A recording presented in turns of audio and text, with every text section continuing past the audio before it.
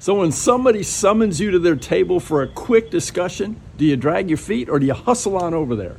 This is Minspirations. Today's topic, better than. So I roll up to my weekly coffee meeting with a good buddy of mine. He says, Chris, you gotta hustle over here. So of course I go to order my coffee, the usual, pick up the cup, chat with the barista, and then slide on over there. And he's going, sit down, I got a story to tell you. And I said, well, what's up?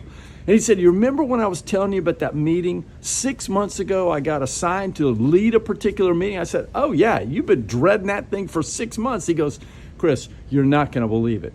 I've been dreading it. It's been the topic of our conversation. He goes, I'm sharing the dread at home. They can read the angst and anxiety on my face. I said, well, wasn't that last week? And he said, yeah, that's what I want to talk to you about. And I said, well, how'd it go? And he goes, take a guess. I said, of course, this is one of those times when it's a trick question, so I'm not going to answer. He wants to share, so I'm going to let him. I said, I couldn't possibly. Tell me how it went. He goes, Chris, it was better than I could have imagined.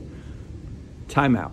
Friends, better than I could have imagined? So after that conversation, and I'm not even going to talk about that, I went out and performed an experiment with 20 people. The sample size was 20 people controlled. People I knew, people I didn't know.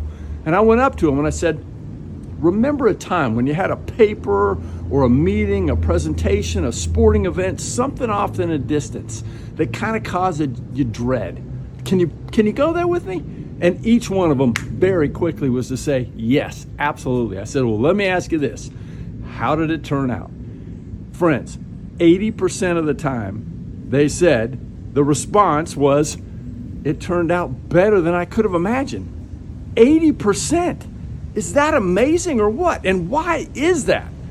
Why do you think, right? So when we're anticipating something, our prefrontal cortex goes offline and in comes the reptilian brain thinking about all of the ways that it could go terribly.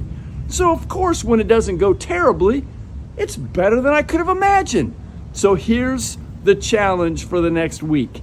Instead of imagining the terrible, what if we imagined the great, all the great ways that it could go?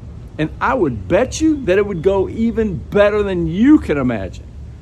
Thanks for tuning in. Make today great. I'll see you next time.